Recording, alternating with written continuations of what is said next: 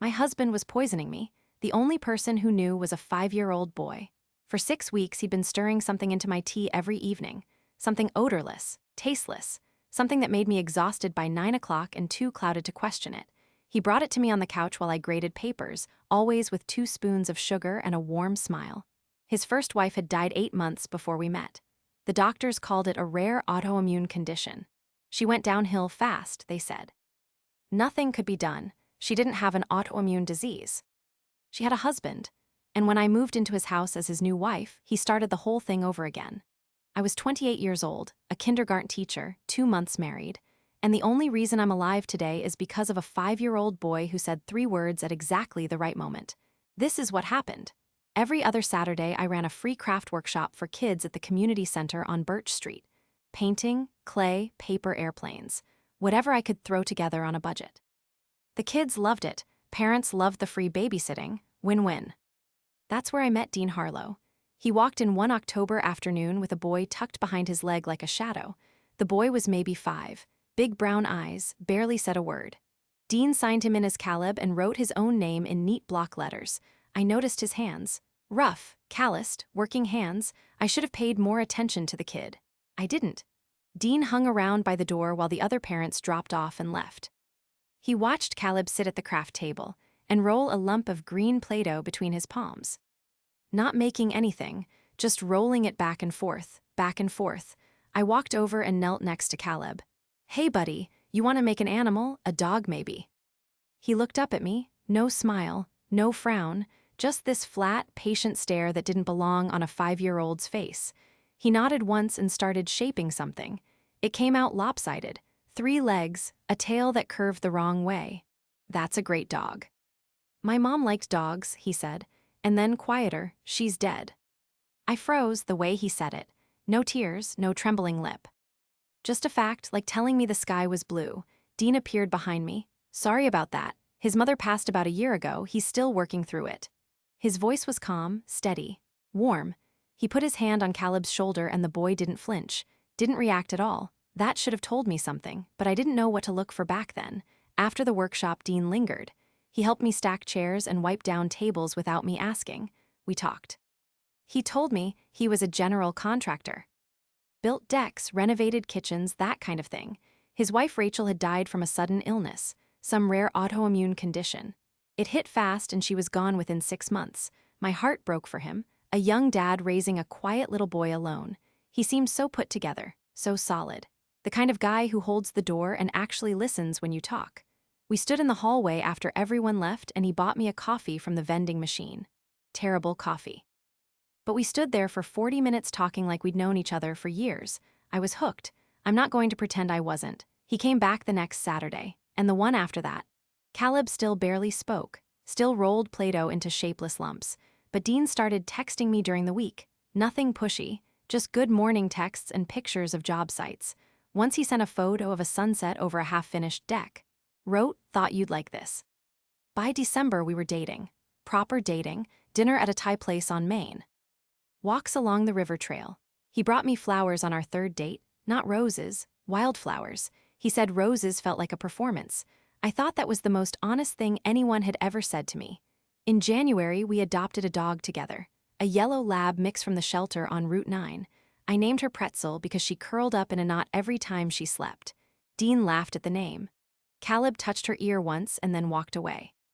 But later that night, I caught him sitting on the floor next to her, not petting her, just sitting close. Like he wanted to be near something warm but didn't know how to reach for it. That kid was breaking my heart in slow motion, and I thought I could fix it.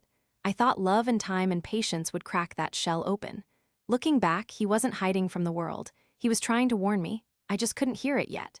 Things moved fast after that. Dean was steady and sure about everything. He didn't play games. Didn't make me guess where I stood. By February, he was talking about the future like it was already decided. Not in a controlling way, more like he'd already run the numbers and we made sense. One night after dinner, he looked at me across the table and said, "I don't want anything fancy. No big ring, no crowd. I just want to wake up next to you every day. Is that something you'd want?" That was his proposal. Over leftover pad thai, and I said yes before he finished the sentence. We got married in March at a little Italian place called Rosario's on the east side of town. 12 people. My mom Janet drove up from Sacramento, a few of my teacher friends, Dean's business partner and his wife, that was it. Caleb wore a button-down shirt that was a little too big for him. He sat at the table between Dean and my mother, and he didn't eat a single thing. Not the bread, not the pasta, not even the cake. He just sat there with his hands folded, watching. My mom leaned over to me during dessert and whispered, "That boy doesn't act like a child." I brushed it off. He's been through a lot, give him time. But she wasn't wrong. There was something about the way Caleb carried himself. Too still, too careful, like he was always calculating something behind those big brown eyes. After the wedding, I moved into Dean's place. He owned this big brick house about 15 miles outside of town. Craftsman style, built in the 40s. Hardwood floors, original molding, a wraparound porch that creaked under your feet. It was gorgeous. Rachel had found it, they'd bought it together. Her stuff was still everywhere, photos on the mantle, a coat hanging by the back door, a mug with her lipstick stains still on the rim sitting in the back of the cupboard. Dean said he hadn't gotten around to clearing things out, said it was hard. I understood, or I thought I did. The first week there, I tried to cook for the three of us, made spaghetti.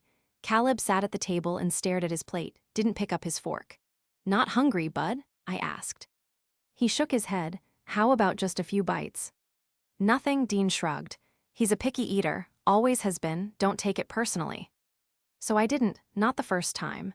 But then it happened again, and again, every single meal. I made mac and cheese, grilled cheese, chicken nuggets, PB&J, everything a kid is supposed to like.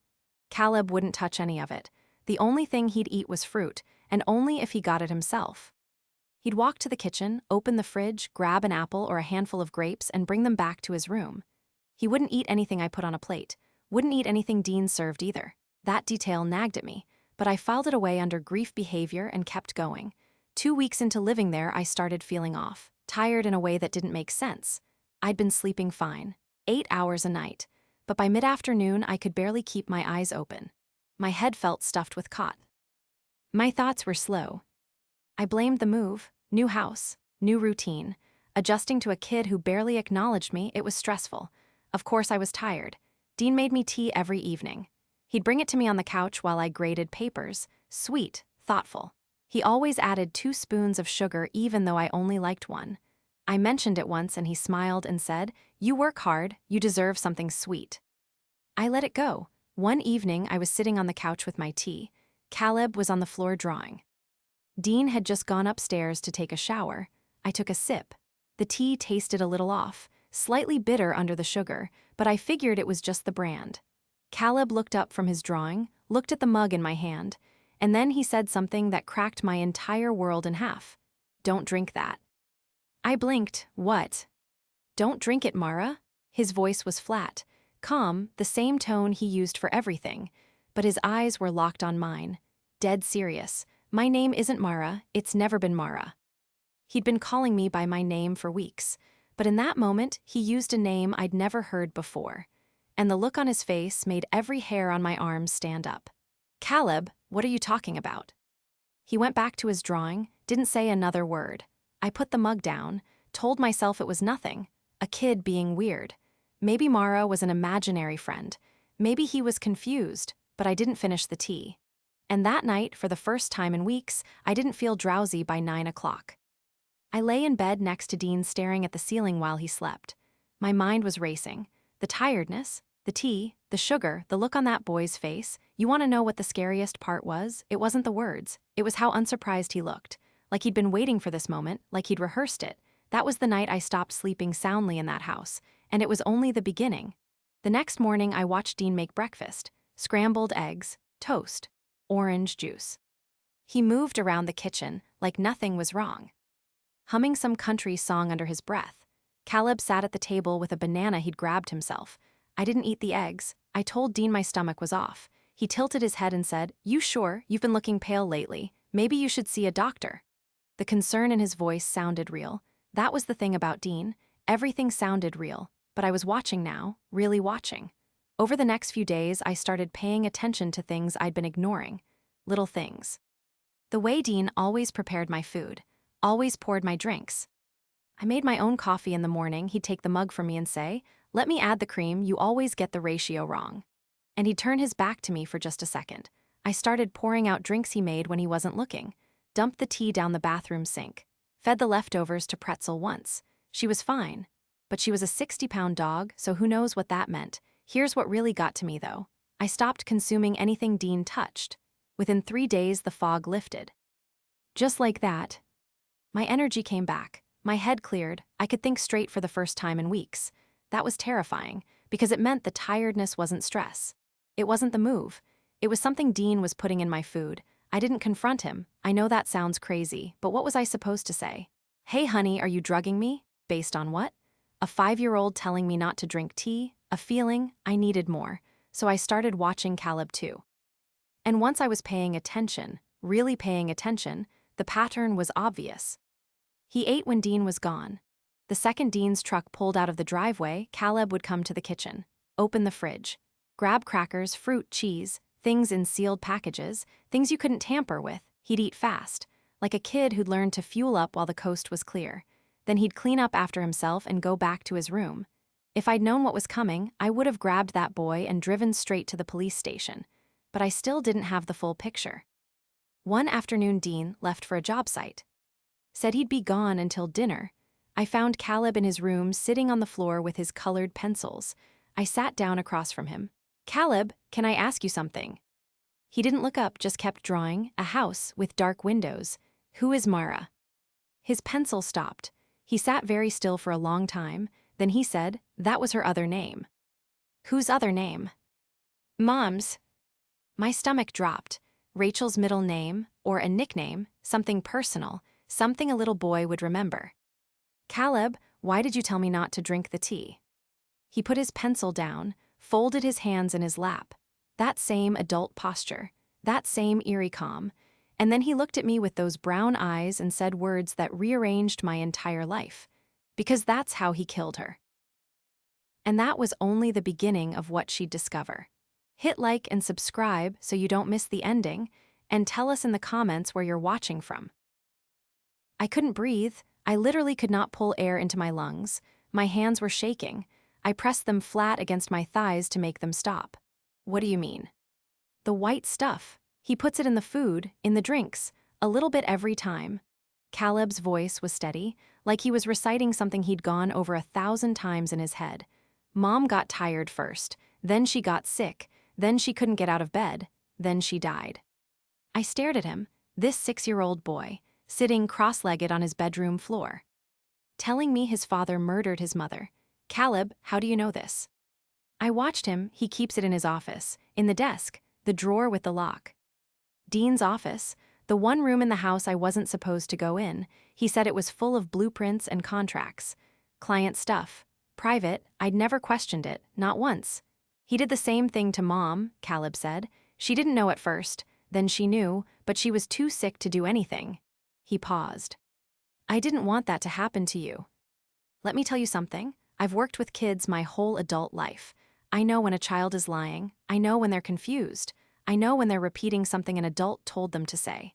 Caleb wasn't doing any of those things. This boy had been carrying this secret for over a year, since before I ever met him. He watched his mother die. He figured out what happened. And he'd been protecting me the only way he knew how, by refusing to eat. That's why he never touched the food, not because he was grieving, not because he was a picky eater, because he knew what his father was capable of, and he was starving himself to stay alive. I wanted to scream, I wanted to throw up. I wanted to pick him up and run, but I did something harder. I stayed calm, because he needed me to stay calm. Okay, I said. Okay, Caleb, thank you for telling me. You are so brave. I need you to do something for me now. I need you to act normal when your dad gets home. Can you do that? He nodded. Of course he could. He'd been doing it for a year. I went to the bathroom and closed the door and put my hand over my mouth and cried. Silent, shaking, my knees on the tile floor. I'd married a murderer. I'd been sleeping next to a man who killed his first wife, and he was doing it again. To me, 2 months married, that's all it had been. 2 months, and he was already dosing me with something. When I came out, I called my mom. My hands were trembling so bad I could barely hold the phone. Janet picked up on the second ring. Mom, I need you to come here, right now. Don't ask questions, just come. She lived 3 hours away. She said she'd leave in 10 minutes. Then I waited, the hardest 3 hours of my life. Dean was at work. Caleb was in his room. Pretzel was asleep on the porch, and I sat at the kitchen table with my phone in my lap, going over everything. The tea, the sugar, the drowsiness. Caleb's warning, the locked drawer, Rachel's sudden illness. The autoimmune condition that came out of nowhere.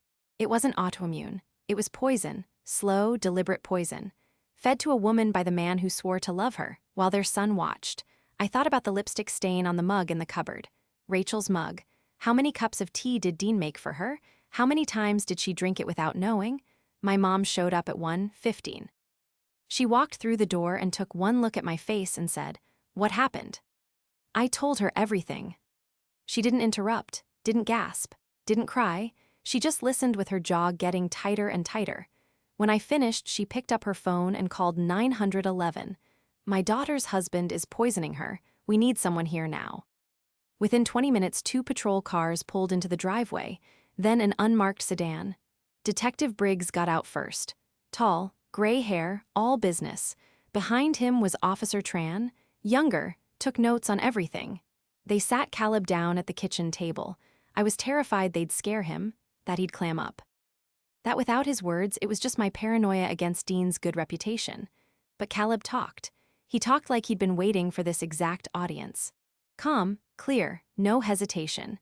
He told them about the white powder, about the locked drawer, about watching his father stir it into Rachel's soup, her tea, her morning oatmeal, about how she got weaker and weaker over months, about how Dean took her to the hospital and the doctors ran tests and couldn't figure it out.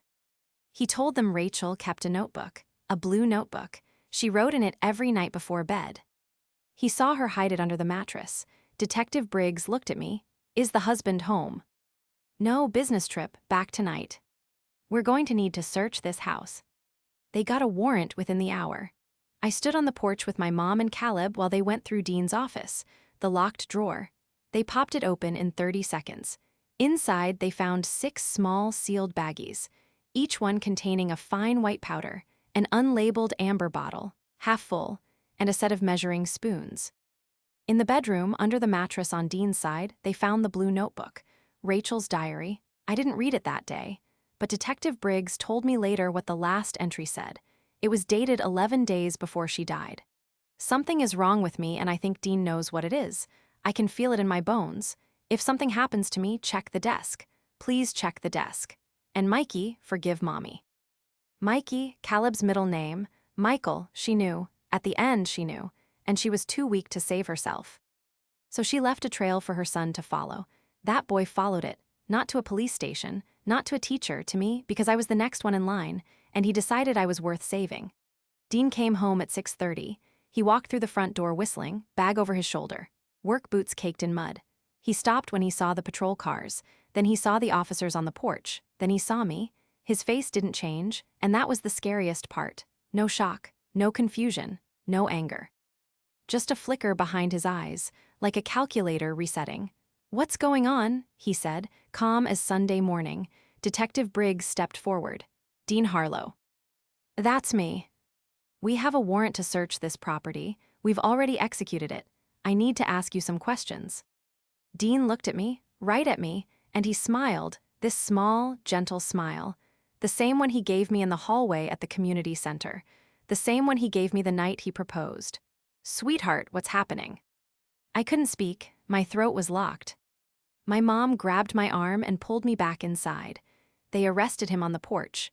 Handcuffs, Miranda rights, the whole thing. He didn't struggle, didn't yell, didn't even raise his voice.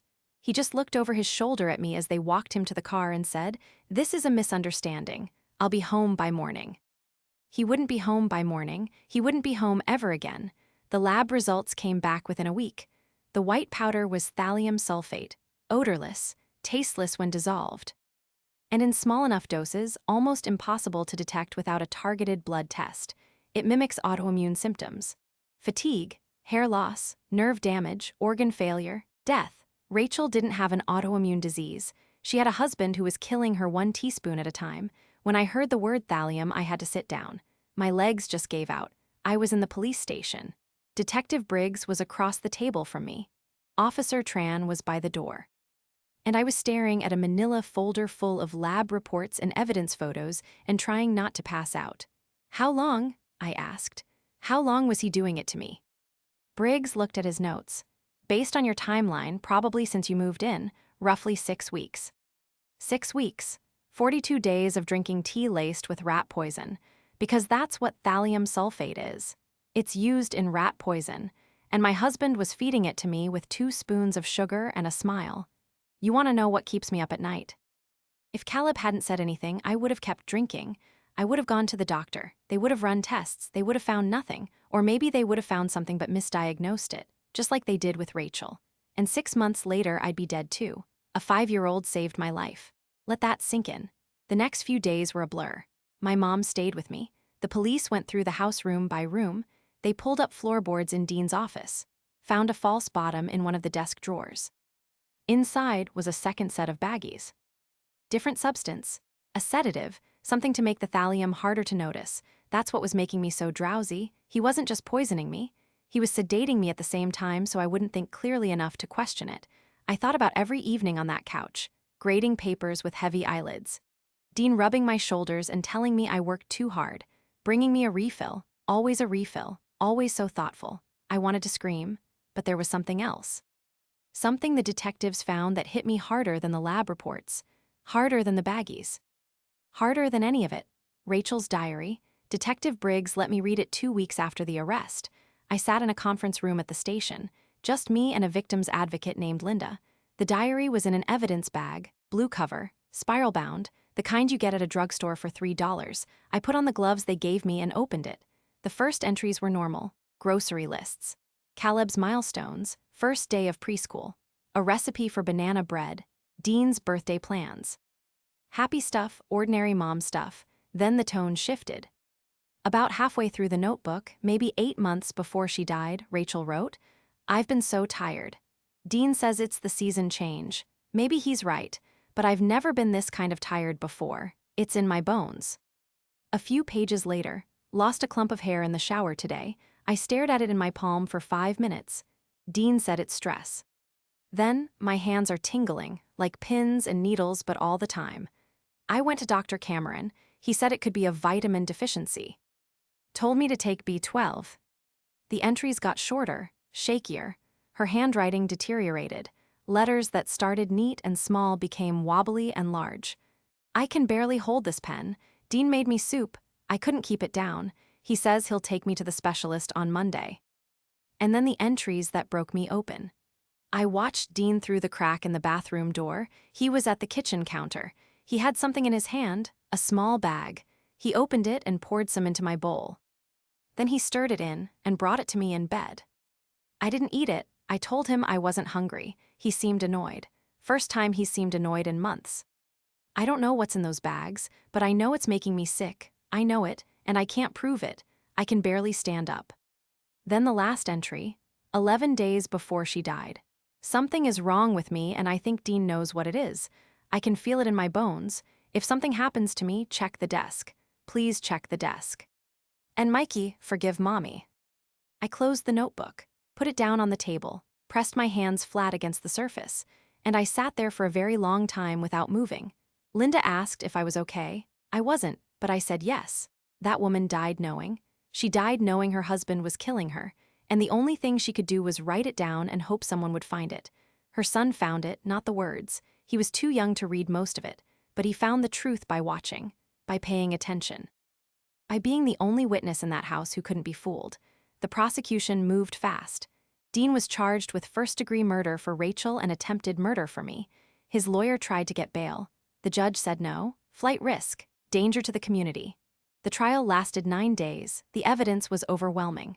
The thallium, the diary, Caleb's testimony, my medical records showing early signs of thallium exposure. Rachel's autopsy, which was reopened and re-examined.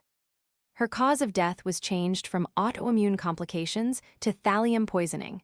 Just like that, a signature on a form. And suddenly, a dead woman's story was rewritten. Dean sat in the courtroom the whole time looking exactly the way he looked the day I met him.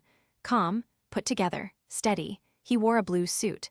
He kept his hands folded. He looked at the jury with warm brown eyes and spoke in that same gentle voice.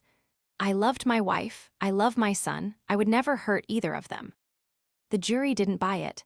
Guilty on all counts: first-degree murder, attempted first-degree murder, possession of a controlled substance with intent to harm, tampering with food. 25 years to life. When the verdict came in, Dean didn't react. No gasp, no tears, no outburst. He just nodded once. Like someone had told him the weather. That's the thing about men like Dean. They don't explode, they calculate. Even at the end, he was running the numbers. I sat in the second row of that courtroom holding my mom's hand. Caleb was with a social worker in another room, and I cried. Not because I was sad, not because I was relieved. I cried because I realized how close I came. Another month, maybe 2. That's all it would have taken. And here's the part I haven't told you yet. During all of this, during the search and the arrest and the trial, I found out I was pregnant. 2 lines on a stick in a gas station bathroom. I'd stopped at a quick trip on my way to a meeting with the prosecutor. My period was late, but I'd chalked it up to stress. Obviously. I sat in that bathroom stall staring at those 2 lines and laughed. Not a happy laugh. More like a "you've got to be kidding me" laugh. My husband was in jail for murder. I was a witness in a poisoning case, and I was carrying his baby. The universe has a sick sense of humor, but I'll tell you something. Even in that moment, sitting on a toilet in a gas station with the fluorescent light buzzing above me, I knew I was keeping this baby. This kid didn't choose its father. Neither did Caleb. And I was done letting Dean Harlow decide how other people's lives turned out. I moved out of Dean's house the day after the arrest. Didn't pack much, some clothes. My teaching binder, pretzel, and Caleb. That last one wasn't simple. Legally, I had no claim to him. I was his stepmother of 2 months. His biological father was in county lockup. There were grandparents on Rachel's side in Portland that I'd never met. The system was supposed to handle this. But when the social worker asked Caleb who he wanted to stay with, he pointed at me. Didn't say a word, just pointed. My mom called a family lawyer the same afternoon. Sandra Chen. She had an office above a dry cleaner on 4th Street. 2 rooms and a desk buried in paper. She didn't look like much. But when I sat down across from her and told her the whole story, she leaned back in her chair and said, "I've been doing this for 19 years. This is a first." Is that good or bad? I asked. It means the judge will remember it. That's good. Sandra walked me through the steps. Emergency custody petition. Temporary guardianship while the criminal case was active. Rachel's parents would have a claim, but Caleb's preference mattered. His testimony mattered. The fact that Dean was charged with murdering Caleb's mother mattered a lot. What about Dean? I asked. Can he fight this from jail? Sandra took off her glasses and cleaned them on her shirt. He can try. But a man charged with killing his first wife and poisoning his second doesn't get a lot of sympathy in family court. Fair point. The emergency custody hearing happened within a week. Rachel's parents, Frank and Dorothy, drove down from Portland. I'd never met them before. Dorothy was a small woman with white hair and red eyes. She'd been crying for days. Frank stood behind her like a wall. They didn't fight me. That surprised everyone. Dorothy walked up to me in the hallway outside the courtroom. She looked at Caleb standing next to me, holding my hand, and she said, "He chose you. We're not going to take that from him." I almost lost it right there, but I held myself together because Caleb was watching. He was always watching. The judge granted me temporary guardianship. Sandra said the permanent petition would take longer, but the hard part was done. I signed papers. Caleb sat in a plastic chair in the waiting area and drew pictures of pretzel. We went back to my apartment, the 1-bedroom studio with the clanking radiator. My mom had set up a small bed for Caleb in the corner. She'd bought new sheets with dinosaurs on them. She'd put a nightlight in the outlet by his bed. Caleb walked in, looked around, looked at the bed, looked at the nightlight. Then he looked at me and said, "It's small." "Yeah," I said, "but it's safe." He sat on the bed, touched the dinosaur sheets. And for the first time since I'd known him, he smiled. Just a tiny thing, the corner of his mouth. But it was there. That was worth everything. The next few months were chaos and healing all mixed together. The trial was happening. The pregnancy was happening. I was still teaching, still grading papers, still running Saturday workshops. But now I had a kid. A real kid who needed meals and bedtimes and someone to check under the bed for monsters. Funny thing about Caleb. Once Dean was gone, the boy started eating. Not right away. The first week he still only ate things from sealed packages. Granola bars, string cheese, apples, but slowly, one meal at a time, he started trusting the food. I remember the exact moment. I made pancakes on a Saturday morning, set a plate in front of him. He stared at it, poked the pancake with his fork, looked at me. "I made it," I said. "Just me. You can watch next time if you want." He took a bite, chewed slowly, swallowed, then took another, and another. By the time he finished the first pancake, he was already reaching for a second one. I turned around and pretended to wash dishes so he wouldn't see me cry. The pregnancy was strange, not physically. Physically, it was textbook, morning sickness, sore back, weird cravings, standard stuff. But emotionally, I was carrying the child of a man who tried to kill me. Every time I felt the baby kick, I had to remind myself that this was a person, not a weapon, not a continuation of Dean. A separate, innocent human who deserved a chance. My doctor ran extra blood panels to check for any lingering effects of the thallium. Everything came back clean. The exposure had been short enough that there was no permanent damage. To me or the baby, lucky. That's the word the doctor used. I hated it. Luck had nothing to do with it. A 6-year-old had everything to do with it. Dean tried to contact me from jail. 3 times. The first was a letter, handwritten, 2 pages. I recognized the block letters from the sign-in sheet at the community center. He wrote that he loved me, that everything was a misunderstanding, that the white powder was a nutritional supplement he'd been taking himself, that Caleb was confused and traumatized. I gave the letter to Sandra. She gave it to the prosecution. The second time was a phone call. I didn't answer. He left a voicemail. His voice was calm, steady, that same warm tone. "Hey, sweetheart, I know things are confusing right now, but I need you to listen to me. I need you to really listen." I deleted it, then I changed my number. The third time, he had his lawyer send a letter requesting visitation with Caleb. Sandra shut that down in 48 hours. The judge agreed, no contact while the criminal case was pending. Dean's lawyer also tried to challenge the search warrant, said the police acted too fast, didn't have probable cause. The judge threw that out too. Caleb's statement plus my account was more than enough, so let me just recap the situation.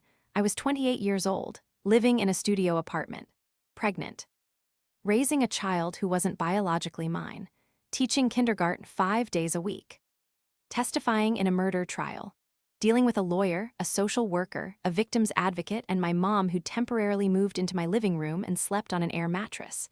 It was the hardest year of my life, and also somehow the best. Because for the first time, I was building something real, something that wasn't built on lies. Caleb started therapy in May. Dr. Huang, a child psychologist in Springfield who specialized in trauma. I drove him there twice a week. He didn't talk much at first, just drew pictures. But after a few sessions, he started opening up. Dr. Huang told me that Caleb had been in a state of hypervigilance for over a year, constantly scanning for danger, monitoring every adult, analyzing every meal. That's why he seemed so calm. It wasn't calm, it was survival mode. "He's been functioning like a hostage," she said, "not a child." That sentence haunted me, still does, but kids are resilient. Caleb started to thaw. He laughed at a cartoon one evening and it startled both of us. He asked me to read him a bedtime story and I almost dropped the book from surprise. He started calling me by my name consistently. Not Mom, not yet, just my name, but the way he said it changed. Softer, like it meant something. Pretzel helped too. That dog became Caleb's shadow. Everywhere he went, she followed. Slept at the foot of his bed. Sat next to him while he did his homework. When he had nightmares, she'd push her nose against his hand until he woke up. The trial ended in August. Guilty on all counts. Dean stood in that courtroom in his blue suit and heard the word guilty 4 times, once for each charge. And each time he just blinked, like he was counting, 25 years to life. No parole for at least 18. I sat in that courtroom and felt something I didn't expect. Not joy, not relief. Exhaustion. Pure, bone-deep exhaustion. Like my body had been running on adrenaline for 6 months and someone finally hit the off switch. My mom drove me home. Caleb was with a babysitter. I walked into the apartment, sat on the couch, and stared at the wall for an hour. It was over, and I had no idea who I was without the crisis. 3 weeks later, on a Thursday afternoon, I gave birth to a girl. 7 pounds, 4 ounces, brown eyes, full head of dark hair. I named her Sophie. The nurse put her on my chest and she grabbed my finger and I thought, this is the beginning, not of the story. The story started with Play-Doh and a crooked three-legged dog. This was the beginning of the part where we got to be okay. The first year with Sophie was survival mode. Beautiful, messy, sleepless survival mode. My apartment was too small for 3 humans and a dog. The crib was wedged between my bed and Caleb's corner. Pretzel slept wherever she could find floor space. Diapers and bottles everywhere. But we made it work. My mom went back to Sacramento after 6 weeks. She cried at the door. I cried too, but I needed to do this myself. I needed to prove that I could. Caleb took to Sophie immediately. That surprised me more than anything. Here was a kid who'd spent over a year trusting no one, eating nothing, watching everything. And the first time he held his baby sister, something shifted in him. He sat on the couch with a pillow on his lap. I placed Sophie on the pillow. She was 3 days old, tiny, wrinkled, making those little squeaky newborn sounds. Caleb looked down at her and his whole face changed. The tension in his jaw relaxed. His shoulders dropped. He touched her hand with one finger. "She's so small," he said. "Yeah. I'll keep her safe." I believed him. This was a boy who'd kept himself alive by refusing food for a year. If he said he'd keep someone safe, he meant it. That winter was quiet. I went back to teaching in January, found a daycare for Sophie. Caleb started first grade at Greenfield. He made a friend. One, a boy named Diego who also didn't talk much. They'd sit side by side at recess and draw in the dirt with sticks. Parallel play. But it was a start. The legal stuff wrapped up slowly. Sandra finalized the permanent guardianship in the spring. I officially adopted Caleb the following summer. In the courtroom, the judge asked Caleb if he understood what was happening. "She's going to be my mom for real," he said. "That's correct. Is that what you want?" "Yes." The judge stamped the papers. My mom was there. Dorothy and Frank were there too. Dorothy hugged me in the hallway and pressed something into my hand, a small gold locket. Rachel's. "She would have wanted you to have it," Dorothy said. "I still wear it, not every day. But on the days I need to remember what I almost lost and what I gained." Dean's house was seized as part of the criminal proceedings. The prosecution argued it was purchased partly with Rachel's life insurance money. That claim held up. The house was sold. The money went into a trust for Caleb. I didn't want a cent of Dean Harlow's money, but Caleb deserved it. Rachel earned it by dying. The least the system could do was make sure her son benefited. 2 years passed. Sophie learned to walk, then run, then climb everything she could reach. Caleb grew 4 inches and started reading chapter books. Pretzel got fat and lazy and spent most of her time on the porch. I wasn't looking for anyone. Let me make that clear. After Dean, the idea of trusting a man felt like touching a hot stove twice. I'd built my world around my kids and my job and my mom's Sunday phone calls. That was enough. But life doesn't care about your plans. His name was Elliot. He taught 4th grade at the school across the street from mine. We met at a district training session on a rainy Wednesday. The kind of training where they make you do icebreakers and everyone hates it. Elliot raised his hand during the icebreaker and said, "My name is Elliot, I teach at Monroe, and the most interesting thing about me is that I make the worst coffee in Oregon." The room laughed. I didn't, but I noticed him. We started talking at the lunch break. He was tall, talked too fast, wore mismatched socks. He wasn't smooth, wasn't steady, wasn't calm. He was the opposite of Dean in every way that mattered. He asked me out 3 times before I said yes. The first time I said no. The second time I said I was busy. The third time he said, "Look, I'm just going to keep asking until you run out of excuses, so you might as well save us both the time." I laughed. First time a man had made me laugh in 2 years. We went to a taco truck by the river, stood in the rain eating carnitas and talking about kids and lesson plans. He didn't ask about my past, didn't push. When I told him I had 2 kids, he said, "Cool, I have a cat named Gerald who weighs 22 pounds, so I understand responsibility." Caleb met Elliot on our 4th date. I brought Elliot to the apartment for pizza. He walked in, saw Caleb's drawings on the wall, and said, "Dude, did you draw that dragon? That's insane." Caleb looked at him, evaluated. You could see the gears turning. Then he said, "It's not a dragon, it's a dinosaur." "Even better," Elliot said. They were fine after that, not best friends. But fine, Elliot didn't try to be a dad, didn't force it. He showed up, played board games, made terrible coffee, fixed the kitchen faucet that had been leaking for months. Small things. Sophie loved him immediately because Sophie loved everyone. She'd grab his glasses off his face and put them on her own head and say Ellie because she couldn't say his full name. We got married on a Saturday in October, 2 years after we met, at the park by the river where we ate tacos on our first date. Caleb stood next to me. Sophie sat on my mom's lap and clapped at everything. Elliot wore a blue button-down and jeans. I wore a white dress I bought at a thrift store for $35. His best man was Gerald the cat. In a photo, obviously. Not actually at the ceremony, though Elliot tried. 12 people, no venue fee, no cake. We got donuts from the bakery on Maple Street. Caleb ate 3. That detail matters more than you think. A boy who once starved himself to survive ate 3 donuts at my wedding. Because he was safe, because the food was safe. Because the man standing next to me was safe. After the ceremony, Caleb came up to me. He was 8 now, taller, less guarded, still quiet but a different kind of quiet, the kind that comes from peace, not fear. He looked up at me and said, "Mom." First time he'd ever called me that. "Yeah, buddy. Can we get another dog?" I hugged him so hard he complained. That was 3 years ago. We live in a 3-bedroom house now, still in Ashland. Elliot and I bought it together, nothing fancy. Ranch style, needs a new roof. The basement floods when it rains hard, but it's ours. Caleb is 10, he's in 5th grade. He draws constantly, not dark windows and empty houses anymore. Dragons, dinosaurs, spaceships, he wants to be an illustrator. Dr. Huang says he's made remarkable progress.